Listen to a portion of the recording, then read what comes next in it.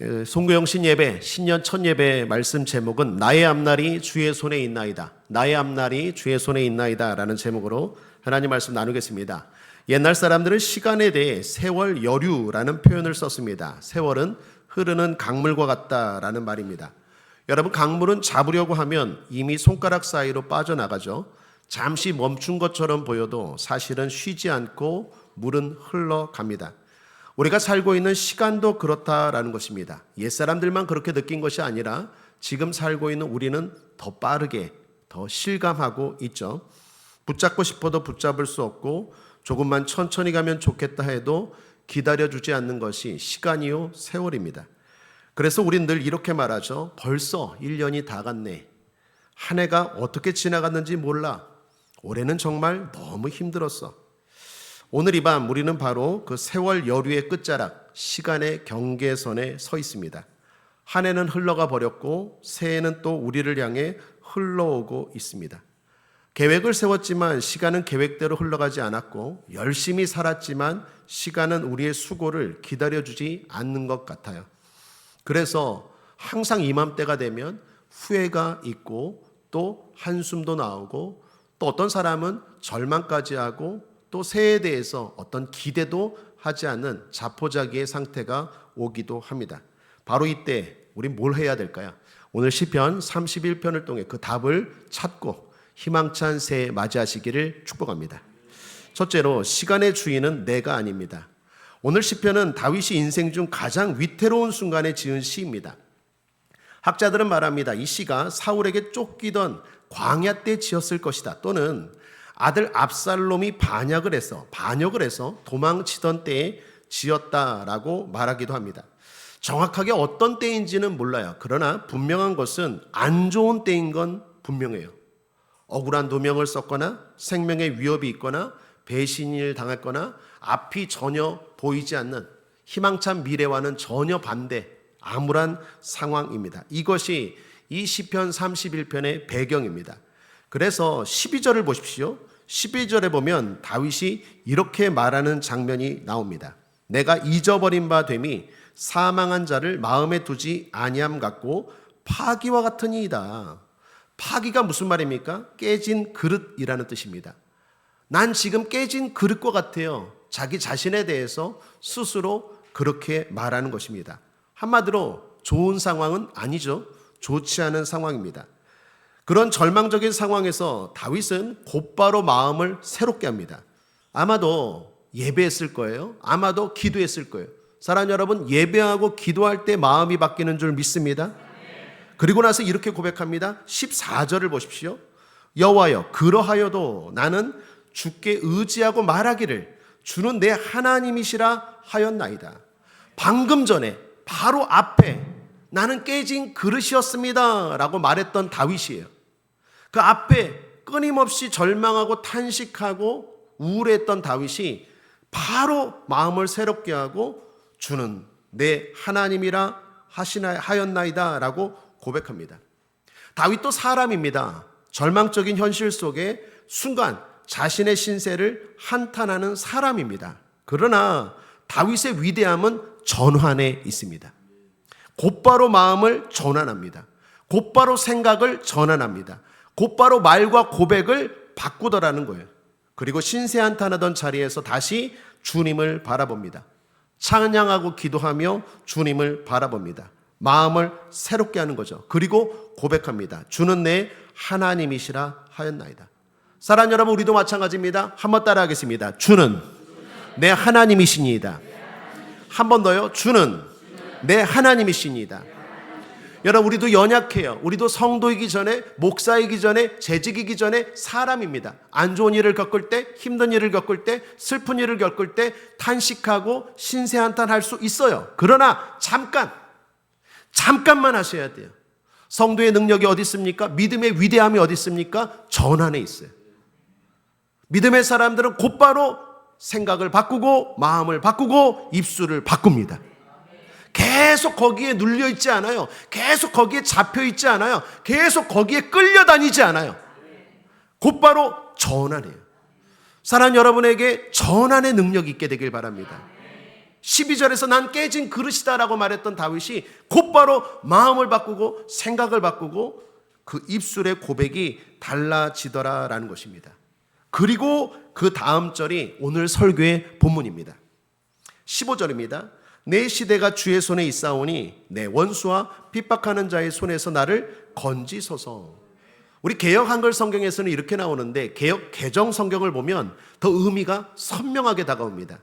15절을 제가 다시 한번 읽어보면 나의 앞날이 주의 손에 있사오니 내 원수들과 나를 핍박하는 자들의 손에서 나를 건져 주소서. 여기서 제가 오늘 설교 제목을 잡은 거예요. 나의 앞날이 주의 손에 있사오니. 나의 앞날이 주의 손에 있나이다. 여러분, 이건 아주 중요한 고백입니다. 우리는 마치 시간의 주인처럼 살아갑니다. 새해가 되면 늘 하는 일이 있죠. 계획을 세우고 다짐하고 각오합니다. 그런 일이 잘못된 일일까요? 잘못된 일은 아니에요. 새해가 되면 아이들도 어른들도 나름대로의 계획을 세우고 어떻게 살 거다 다짐하고 각오하죠. 하지만 성경은 분명히 말합니다. 잠언 16장 9절에 사람이 마음으로 자기의 길을 계획할지라도 그 걸음을 인도하시는 이는 여호와시니라. 또 야고보 사도는 말합니다. 야고보서 4장 14절에 내일 일을 너희가 알지 못하는도다. 너희 생명이 무엇이냐? 너희는 잠깐 보이다가 없어지는 안개니라. 여러분, 우리의 존재, 우리의 한계를 인정하셔야 돼요. 시간의 주인은 하나님이십니다.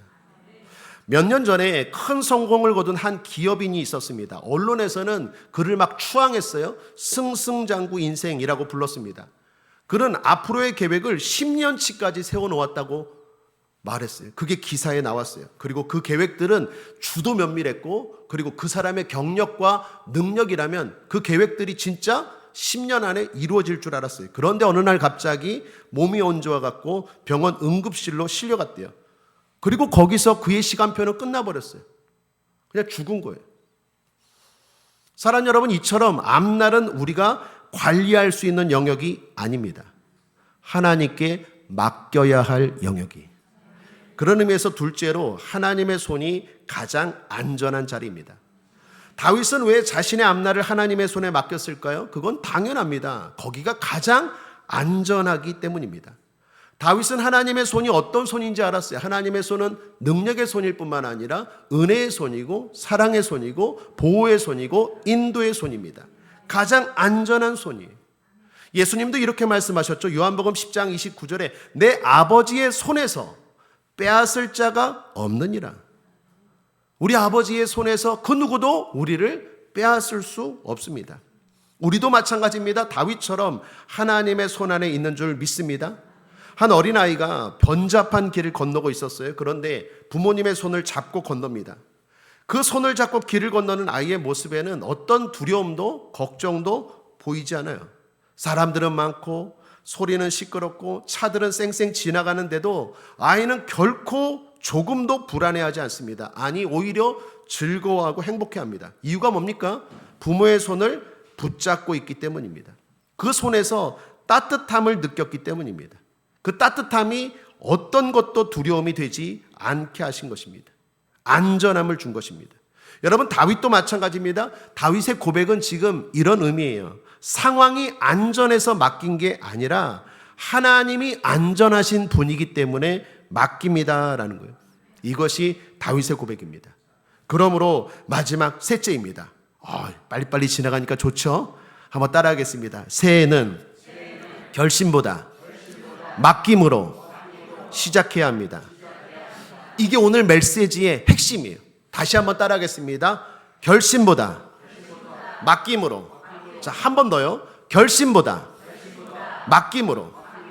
매년 송구영신의 밤이 되면 많은 사람들이 결심을 합니다. 세상 사람도 그렇고 성도들도 결심을 해요. 내년에는 더 열심히 살아보겠습니다. 내년에는 더 열심히 일하고 사업하고 공부해 보겠습니다. 내년에는 다시는 실패하지 않겠습니다. 많은 결심을 합니다. 여러분, 다시 한번 말씀드립니다. 결심 자체가 나쁜 건 아니에요. 그런데 문제는 그 결심의 중심에 여전히 내가 있어요. 내가 있다라는 게 문제예요. 그러면 어떤 일이 벌어지느냐? 또다시 올 내년 2027년 1월 1일에 우리는 또 이렇게 말할 거예요. 마음은 원이로되 육신이 약하도다. 매년 되풀이돼요. 매년. 결심하고 또 마음은 원이로되 육신이 약하였도다. 마음은 원이로되 육신이 약하였도다. 맨날 이 레파토리가 다람쥐 쳇바퀴 돌듯이 송구영신만 되면 늘 나오는 소리다라는 거예요. 성경은 새해를 맞는 방식이 성도는 세상과 다르다라고 말합니다. 성경은 우리에게 결심보다 중요한 것이 있다고 말합니다. 그것이 바로 맡김이에요. 맡김이 중요합니다. 내가 뭘 하겠다라는 붙드는 것이 아니라 주님께 맡겨야 합니다. 그러므로 우리에겐 이 시간이 아주 중요합니다. 맡기는 시간이 되어야 합니다. 성경 베드로전서 5장 7절에 너희 염려를 다 주께 맡겨 버리라. 이는 그가 너희를 돌보심이라. 맡겨야 주님이 돌보십니다. 내가 붙들고 있으면 주님이 도와줄 수가 없어요. 맡길 때 주님이 돌보십니다. 많이 맡길수록 이득입니까? 손해입니까? 이득이죠. 계속 맡기십시오. 염려가 되는 건 맡기라는 사인이에요. 내가 할 수 있는 일인데 뭐가 염려가 되겠습니까? 내가 할 수 없는 일이기 때문에 염려가 되죠. 그러니까 염려가 된다라는 거 곧 맡김이 되면 돼요. 염려 이꼬르 맡김, 염려 맡김. 간단합니다. 내가 계속 붙들리면서 그 염려를 키워요. 그리고 거기에 눌려요. 그게 스트레스입니다. 성경은 그렇게 살지 말라고 해요. 특별히 새해는 더욱더 그렇게 살지 말라고 합니다. 맡기라고 말합니다. 올해는 내가 이렇게 할 거야. 여전히 내가 중심에 있으면 우리는 또 1년을 허비할 거예요. 맡기셔야 돼요. 맡겨 버리라에서 헬라어로 던져 버리다라는 뜻입니다. 그러니까 조심스럽게 이렇게 내려놓는 게 아니라 확 던져 버리라는 거예요. 더 이상 붙들 힘이 없어서 주님께 던져 버릴 때 주님이 돌보십니다. 잠언 16장 3절에 너의 행사를 여호와께 맡기라. 그리하면 내가 경영하는 것이 이루어지리라. 여러분의 경영이 가정 경영이, 사업 경영이, 학업 경영이 이루어질지어다. 그러려면 맡기셔야 돼요. 내가 붙들고 있으면 이루어지지 않아요. 맡길 때 이루어집니다. 시편 37편 5절에 너의 길을 여호와께 맡기라. 저를 의지하면 저가 이루시고. 그렇다고 여러분 오해하지 마십시오. 여러분의 책임을 회피하라는 말이 아닙니다. 내가 할 일까지 주님께 전가시키고 나는 아무것도 하지 말라라는 뜻이 아니에요. 맡김과 책임 회피는 달라요. 따라하겠습니다. 맡김과 책임 회피는 다릅니다. 아무것도 하지 않으면서 하나님이 알아서 하시겠지, 난 맡겼어, 이건 맡긴 게 아니라 책임 회피요, 게으름이요, 방관입니다. 이건 성경이 가르치는 믿음이 아니에요. 여러분 다윗을 보십시오. 다윗이 나의 앞날이 주의 손에 있나이다 고백하고 그 다음부터 아무것도 안 했습니까? 그렇지 않아요. 반대로 광야에서 도망치며 때를 기다렸어요. 자기가 할 일을 열심히 했어요. 그러면서도 거짓된 방법을 행하지 않아요. 사울의 왕의 자리를 스스로 빼앗지 않습니다. 하나님이 분명히 다윗에게 기름 부었고 왕을 주겠다고 약속했다고 해서 다윗이 수단과 방법을 가리지 않고 이건 하나님의 뜻이니까 내가 왕을 빼앗아야지 하지 않았어요. 분명히 또 그런 기회가 있었어요. 그러나 다윗은 불법적인 방법이라 해서 거절합니다. 사무엘상 24장 6절에 이렇게 말합니다. 이같이 행하는 것을 내가 결단코 하지 아니하리라. 다윗의 말입니다. 이같이라는 말은 불법적인 방법, 거짓된 방법을 말해요. 그런 방법으로 왕위를 가질 수 있었어요. 회복할 수 있었어요. 또 이게 하나님의 뜻입니다. 그러나 하나님의 방법이 아니기 때문에 다윗은 기다렸어요. 전적으로 하나님을 신뢰했어요. 맡김은 신뢰예요. 하나님의 뜻이니까 어떤 방법으로든 수단과 방법을 가리지 않고 불법을 행해서라도 이루어야지 절대로 아니에요. 그렇게 왕이 되었다면 그 왕위는 절대로 오래가지 못해요. 당장은 좋은 것 같지만 나중은 훨씬 더 불행하게 돼요. 기다렸습니다. 하나님이 합당한 방법으로 약속하신 것을 이루실 줄 믿고 맡기고 기다렸어요. 그리고 하나님은 그런 다윗에게 진정으로 왕위를 주셨어요. 그리고 그렇게 주신 왕위는 다윗이 죽을 때까지, 아니 죽고 났을 때까지 복이 된 줄 믿습니다. 돈이 여러분에게 복이 될지어다. 건강이 여러분에게 복이 될지어다. 지혜가, 지식이 여러분에게 복이 될지어다. 사랑하는 여러분, 하나님이 주셔야 복이 됩니다. 그 자체가 꼭 복이 되는 건 아니에요. 우린 주변에서 권력을 가진 자들이 불행한 것 얼마나 많이 봤는지 몰라요. 돈이 많은데 불행한 사람들 얼마나 많은지 몰라요. 지식이 뛰어나고 학력이, 스펙이 좋은데도 불행한 사람들이 얼마나 많은지 몰라요. 믿는 사람들 가운데도 그런 사람들이 있어요. 왜 그럴까요? 맡기지 못해서 그래요. 진정으로 맡기지 못해서. 새해는요, 다시 강조합니다. 맡기는 시간이 돼야 돼요. 결심보다 맡김입니다. 맡김은 포기도 아니고 회피도 아닙니다. 전적인 신뢰입니다. 맡김은 욕심을 포장한 핑계도 아닙니다. 말씀대로 최선을 다하고 전적으로 하나님을 신뢰하는 마음인 것입니다. 그렇게 신뢰할 때, 그렇게 맡길 때 주님은 우리의 삶에 놀라운 방법으로 일하실 줄 믿습니다. 여러분, 이스라엘이 홍해 앞에 섰을 때를 떠올려 보십시오. 앞에는 바다예요. 뒤에는 애굽의 군대, 옆에는 광야입니다. 사면 초가입니다. 그때 하나님이 이렇게 말씀하시죠. 출애굽기 4장 14절에 너희는 가만히 있어 여호와께서 너희를 위하여 싸우시는 것을 보라. 나를 전적으로 믿고 맡기라는 거죠. 그 말을 듣고 이스라엘 백성들이 어떻게 했는지 잘 보십시오. 어떻게 했습니까? 맡겼습니다. 불안해하며 요동하지 않았어요. 또한 반대로 그래도 우리가 뭔가를 해야 돼. 배를 만들자. 또는 전략을 짰자. 다른 방법을 찾지도 않았어요. 말씀하신 대로 보고 기다렸어요. 기도하고 최선을 다하여 보았습니다. 그리고 홍해는 갈라졌어요. 홍해는 이스라엘 백성들의 결심으로 갈라진 것이 아니라 맡김으로 갈라졌어요. 여러분의 올 한 해가 결심으로 갈라지는 게 아니라 맡김으로 갈라지는 거예요. 여러분을 가로막고 있는 문제들이 내가 올해는 이렇게 살 거야 한다고 갈라지는 게 아니라 맡길 때 갈라져요. 그건 내 힘으로 안 되는 거예요. 하나님이 갈라주셔야 돼요. 하나님의 방법으로. 그러려면 전적으로 믿고 신뢰하셔야 돼요. 첫 시간 시작부터 첫 단추를 잘 꼽아야 돼요. 오늘은 내가 하나님을 전적으로 신뢰하고 맡기겠습니다. 여러분, 여리고성이 무너진 것도 보십시오. 무너진 방법이 전략도 무기도 아닌 말도 안 되는 방법이었죠. 그것은 성을 도는 것이었습니다. 매일 한 바퀴씩, 그리고 마지막 날 7째 날에는 7바퀴 도는 거였어요. 이건 인간의 각오가 아니라 전적인 신뢰의 행진이었습니다. 맡김의 구보였어요. 그 맡김 위에 여리고성은 무너진 거예요.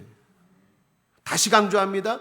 결심으로, 각오로 여리고성이 무너진 게 아니라 맡김으로 여리고성이 무너졌어요. 여러분 앞을 가로막고 있는 많은 문제의 성들이 맡길 때 무너져요. 몇 년 전 세계를 멈추게 했던 팬데믹을 우리는 기억합니다. 사람들은 여러 계획을 세웠어요. 그리고 결심도 했어요. 올해는 이런 일을 할 거야. 올해는 여행을 갈 거야. 여러 가지 사업 계획, 여행 계획, 인생 계획, 결심. 그런데 코로나 때문에 한순간 모든 게 다 멈춰서 버렸어요. 3년 동안. 그때 깨달았습니다. 인생은 통제하는 것이 아니라 의탁하는 것이구나. 하나님께 맡기는 거구나. 그러므로 사랑하는 여러분, 새해는 더 잘해보겠다는 다짐으로 시작하는 게 아니라 주님께 맡기겠다는 신앙 고백으로 시작해야 될 줄 믿습니다.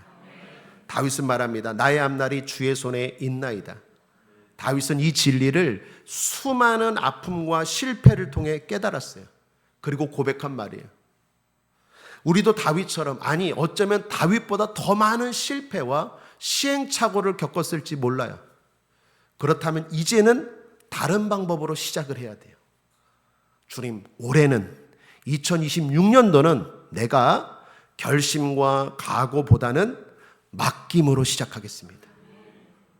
이것도 맡기고 저것도 맡기고 내 안에 있는 것도 맡기고 밖에 있는 것도 맡기고 영적인 것도 맡기고 혼적인 것도 맡기고 나를 힘들게 하는 모든 것들, 내가 결심한다고 좀 더 노력한다고 되는 게 아니라 이건 근본적으로 하나님이 해결하셔야 될 홍해바다고, 하나님이 무너뜨려야 될 여리고성이라는 걸 깨닫고 하나님께 맡기고 시작합니다. 그럴 때 여러분의 삶에 크고 놀라운 일이 일어날 줄 믿습니다. 그렇다면 이제 지혜를 가지고 다윗처럼 고백해야 하겠습니다. 끝으로 따라하겠습니다. 주여, 나의 앞날이 2026년도가 주의 손에 있나이다. 다 같이 머리 숙여 기도드리겠습니다. 전능하신 나의 아버지 하나님이시여, 이 시간 우리 모두 말씀 앞에 서게 하시니 감사합니다. 한 해를 돌아보니 웃음보다 눈물이 더 많았고 계획했지만 뜻대로 되지 않았던 순간들도 많았습니다. 열심히 살았는데 마음은 여전히 무겁습니다. 그럼에도 불구하고 여기까지 오게 하신 분이 주님이심을 고백합니다. 주님, 우리는 종종 시간의 주인인 것처럼, 내 인생의 주인인 것처럼, 세월의 주인인 것처럼 살았습니다. 내 힘으로 계획하고 내 생각으로 판단하고 내 능력으로 버텨보려 했고 조금 더 열심히 하면 된다고 착각했습니다. 우리의 교만함을 용서하여 주시옵소서. 이제 다윗의 고백을 우리의 고백으로 주님께 올려드립니다. 주여, 나의 앞날이, 나의 올 한 해가 주의 손에 있나이다. 결과만이 아니라 과정과 기다림도, 실패와 회복도 모두 주님 손에 맡깁니다. 주님, 우리가 해야 할 순종은 피하지 않게 하시고 우리가 내려놓아야 할 염려는 기꺼이 던져버리게 하여 주옵소서. 게으른 책임 회피가 아니라 전적인 신뢰로 맡기게 하시고 포기가 아니라 믿음으로 기다리게 하옵소서. 조급해하지 않게 하여 주옵소서. 불안해하지 않게 하여 주옵소서. 홍해 앞에 섰던 이스라엘 백성들처럼 요동하지 않게 하여 주시고 여리고를 도는 이스라엘 백성들처럼 이해되지 않아도 말씀에 순종하며 걸어가게 하여 주옵소서. 그래서 다가오는 새해에는 우리의 가정 위에 주의 평강으로 덮으시고 우리의 일터 위에 주의 지혜로 인도하여 주옵시고 우리의 교회 위에 주의 은혜와 능력으로 함께하여 주셔서 부흥케 하여 주시옵소서. 무엇보다 우리의 시간 전체를 주님의 손에 올려드립니다. 주님, 돌보아 주옵소서. 책임져 주옵소서. 주의 뜻대로 인도하여 주시옵소서. 이 모든 말씀을 우리의 앞날을 붙들고 계신 예수 그리스도의 이름으로 축복하고 기도드립니다.